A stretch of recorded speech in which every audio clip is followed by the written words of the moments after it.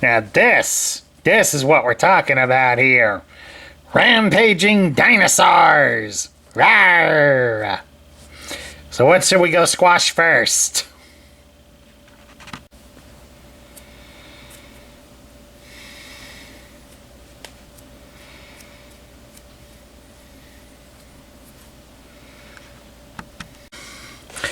Hello everybody, Sparkster1701 here, and we're going to get ready and take a look at Volcanicus, Legacy Evolution version of the Dinobot Combiner. It's taken us nearly a year to finally get all 6 Dinobots. For those of you who were around last year, you may remember that I did a review of the previous Volcanicus. And somewhere up in the upper corner there'll be a link to see the previous video on Volcanicus. But here we have all of the Dinobots, and this is how they all have to be to transform them into Volcanicus. Sludge and Slug need to be in their robot forms. Grimlock, Scar, Swoop, and Snarl need to be dinosaurs. Alright, we'll get each individual guy transformed and get Volcanicus assembled. Alright, we start off with guy number 1, Sludge. Sludge will form the abdomen to Volcanicus. You start by taking his arms and move his arms upward into an I surrender pose. Then we'll come down here to his legs. You're going to rotate the legs at the dinosaur thigh area. So it gets this tail section folded out to the side like so. Now, once that's done, then we're basically going to rotate the outer leg here upwards and just snugly get them in not only this notch here that's put out, but there's a small notch, there's a small post cut right here, right behind the black feet of the dinosaur. And it should line up with a notch that's in here. You'll have to move it out to the side a bit to get it to line up, and then press it inwards so that way it will help hold it in place. And that's all you have to do to get Sludge ready. Next up is Slug, or Slag if you're a Generation 1 purist. Slug here will form the head and shoulders of Volcanicus. First thing we have to do is remove his weapon. Let's set it nearby because we will need it in a moment.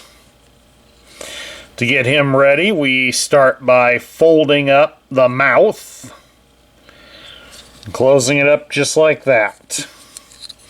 Come around here to his backside, and we're going to split this section here of the dinosaur back, and we fold them out to the sides like so. Fold them up as high as they'll go because we'll readjust them when we connect them in. Then you come down here to his legs. You're going to press the legs together, and then we will fold them up like so. So that he kind of looks like a Triceratops with an open-shouldered back laying on its belly. Well, then we're going to come back here to the back legs of the dinosaur, and you fold them down like so. Then next we're going to take his weapon. You're going to remove the black piece in here. Keep this other piece nearby because we will need it later. But the black piece, as you will see, is the head to Volcanicus. And you just attach it into this exposed hole. And then there you have it. We now have the head and shoulders to Volcanicus.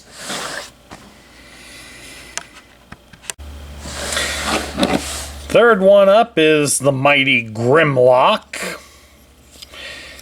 For starters, we come back here and we will remove his weapon from his tail and instead move it up here and plug it in upside down into his back section. Just plug it in like that. Come back here to his dinosaur feet and turn the claws so the claws are pointing outwards.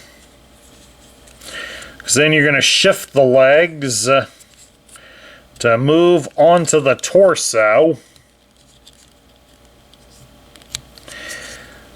And the legs each have a combination of a post and a hole. So you connect them together so they stay together. And we're going to come up here to his chest, open it up like so. And then we're going to fold it down so that the head rests on the legs. They're going to want you to take this sides of the torso and rotate it at the ball joint so it's facing the opposite way, like so. And the other one you just leave resting against the leg. Make sure that this post here is pointing straight up. And once you have that done, then Grimlock is now ready to be the left leg to Volcanicus. Next up we have Scar. Scar is going to form the left arm. We start by removing his weapon / tail. Bring his back legs up so they point outwards. And then we open him up like so. Then you're going to take and rotate the torso so that he's facing like this now. You'll reach in here underneath his belly, and you're going to fold out this post. As you see, it's got a little post there. That's how he'll be connected. And then, of course, we take his tail, which is a fist.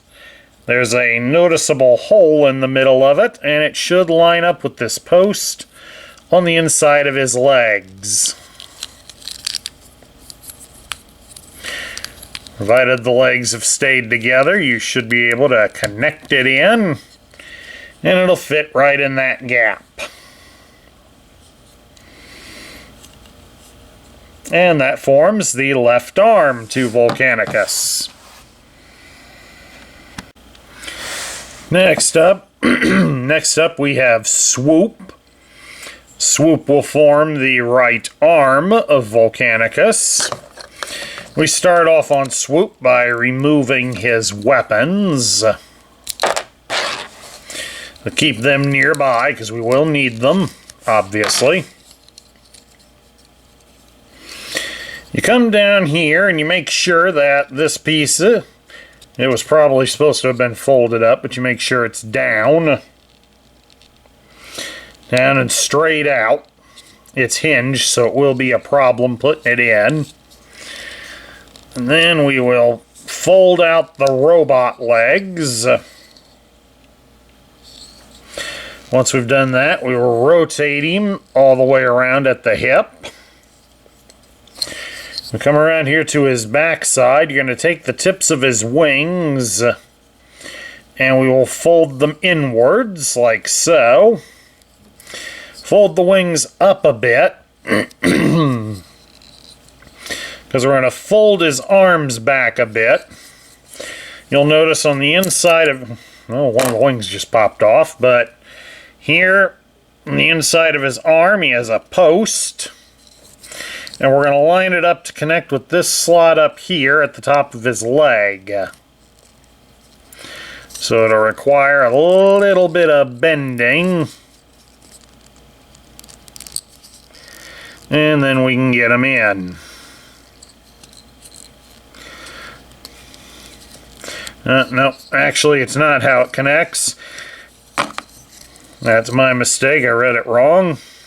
It's actually this post here on his body, right here under the armpit.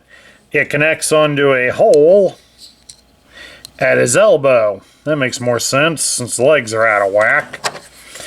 Now let's get this wing back on, like that. And you'll take his two weapons, and they should connect to form together, like so. Connects together to form a hand. You'll see on the one side it has two rectangular holes, and those should line up with these posts here on his legs. And there we go. Swoop now forms the right arm to Volcanicus. One more piece to go. Alright, now we got Snarl, who will form the right leg. First step, which they don't mention in the instructions, is to remove the sword. Don't set it too far, we will need it for something else. It's not going to be the weapon, folks. Then we come up here to his body. I'm going to start the process of moving his leg, separating the front of the body like so. These are the robot legs, remember. Once we've got that separated from the red part of his back, this piece is removable, and we will have to remove it. Set it aside for the moment. Unfortunately, in removing it, dug in under my thumbnail there. Yeah, under my fingernail. Youch! Alright, we go back over here. Onto his underside now. You're going to stretch out his arms. Like so. Then they get folded onto his body. You'll connect them by a post and hole at the shoulder. Plus, as you'll also see, down here under his arms, they'll form another set, a couple of posts. And those will get attached here to those holes on his pelvic region. That's the polite way of saying that area. There we go, get that in. This will help form a snug fit. There you go. Should hear it double click there. And now we'll come back down here to the dinosaur front. It needs to be separated. Keep these legs bent out a bit. Then you're going to fold the dinosaur head halves inside.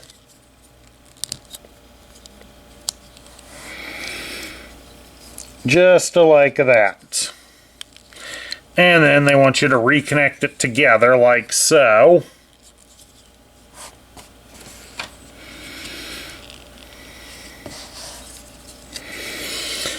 And we come around here to his back. We fold out this post, so this will be how he gets connected. Then you're going to bring this section up. You'll see there's a couple of posts protruding here. They will line up with these two holes here. Line them up just like that. Then we turn him around again so you can see the arms. You get the back plate. You'll notice down here there's a couple of posts protruding from under those holes, and they will line up with the holes on the back plate. It is a snug fit.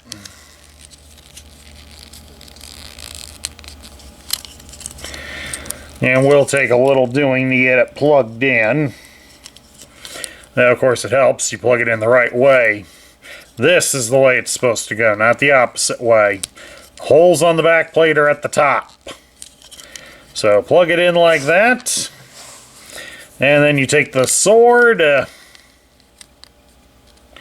and you plug the sword in.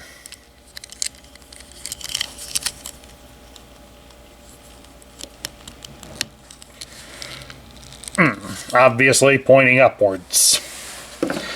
And there we go. We have all the pieces set up and ready. Alright, now it's time to join up all of this jumbled mess. We'll start here with Sludge. Shift the arms outwards a bit so we can get Slug attached. You'll see here on Slug's belly, he has two posts and a large open hole. The posts should line up with these holes here next to Sludge's head.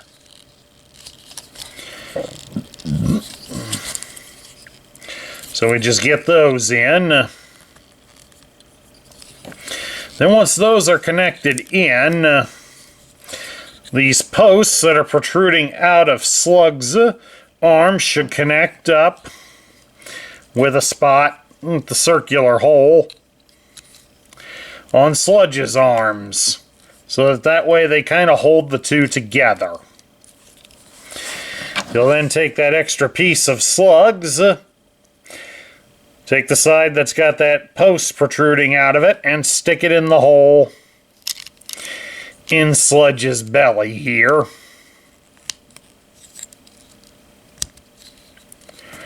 And it will also connect in underneath the dinosaur head. And that forms the abdomen. And down here at the bottom, you'll see there are two holes. Grimlock connects over here. Just goes in like that. I want you to bring the arm piece up to kind of, it'll make the leg look like it's more complete for some weird reason. I don't see how it works, but hey, that's neither here nor there. And here's Snarl. It'll connect in on the opposite side, just like that. That'll get him to stand up. And then these go, Scar and Swoop, will basically connect into Sludge's fists on the opposite side. I recommend putting the post out a little bit so that you have something to grip as you push them in, and then readjust them into the position you want them to be in. Because they don't really give you a whole lot of room. And then there we have it, folks. We have Volcanicus. And all in all, this doesn't look too bad. Could it be better? Absolutely. But I don't think it's really all that bad, per se. Now let's take a look. Oh, not the sword free. Now some of you might be asking, will a sword fit in the hand? Why, yes, the sword does fit in the hand. The sword does fit in his hand. I'd much rather say we keep the sword in there. At least I know it won't fall out. Alright, let's see what kind of articulation Volcanicus has. The head can turn from side to side a little bit, not by much. Well, we pull it out a little bit, it can rotate a little bit more. Both of his arms raise up about so far. And of course, they can be turned partially due to the design of the legs. They can only rotate forwards. So you're kind of limited on which way they can go, but that's really not too much of a problem. They do have a little bit of elbow action due to the way the legs are, and they do have swivels. You can see it there on Scar. There it is a bit on Swoop. It's not perfect, but it is something. We can twist him a bit at the hip, so he does have a little bit of dance move going there. Since the legs are attached by a post and a hole, they do have a thigh cut going on both of them. Legs can be raised up about 90 degrees, and since they're on an independent hinge, they can bend at the knee 90 degrees as well.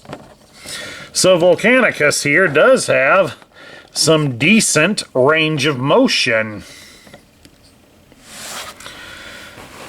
And of course, for the benefit of those of you who didn't see the original video, Volcanicus was a character that was introduced in the Power of the Primes line a number of years back. It was based off of a character in the comics that was called the Beast, where the Dinobots were accidentally allowed to form into a combiner. But they became a ferocious monster, mainly due to how the Dinobots' brains act. That character did not prove to be popular among the fans, so it was scrapped for a few years, and they reintroduced it as Volcanicus, who seems to be a little more in control of his faculties. Which, when you consider the fact that Snarl and Swoop were built to be smarter, and most of Grimlock's toys have always indicated that he is a rather intelligent character, it seemed that they translated that better into Volcanicus. He still can be a savage monster, but there is more to him than that. Volcanicus proved popular enough that when the card game that was available at that time, when they did an expansion for Combiners, Volcanicus was included. So it does show some testament to the popularity of the character. So now we get to my thoughts on Volcanicus. I kind of like how it turned out. Is it perfect? No, not by any stretch. Was it an interesting idea to do with a combiner and the core class scale of figures? Yes. This was definitely something different, and a new way to bring out the combiners. As I had stated last year, I ended up spending almost $200 to get Menasor, the combiner they put in for the Legacy Evolution line. Well, I didn't spend $200 since at least one component, the expensive one especially, was donated to the channel. But all in all, the bill came up to about $200. And I have seen the gift set of Menasor, and it does go for around $200. So the combiners, while they're a nice idea and still one of the great ones from the Generation 1 line, they are expensive, and that's always a bigger problem. Plus, of course, at their size, adult collectors may not have room to put them in due to the fact that they take up so much height space. You almost have to have something open to put them on instead of like a bookcase. This Volcanicus here, being built entirely out of core class figures, seems to fit that bill pretty well. Now, granted, a lot of sacrifices did have to be made to make him like this. And I understand that, and I get that. However, it still doesn't diminish the fact that it's still a pretty good-looking figure overall, for what it is. All in all, I would like to see Hasbro make a few more like this. It would certainly make it a good thing for those of us who would like to display them out in the open. And it would also be less of a burden financially on our wallets. May not do much for their profits, but hey, they can't have it always. But then again, as they've shown us with how the supply issues are, I guess we can't either. At any rate, that's my look at the Legacy Evolution version of Volcanicus. I hope you all enjoyed it, and I hope you all appreciated the wait that it took to get this guy. If you like the content that we feature here on this channel, I would love it if you would leave a like, a share, a comment, and subscribe if you haven't done so already. This is Sparkster1701 saying I will catch you all later.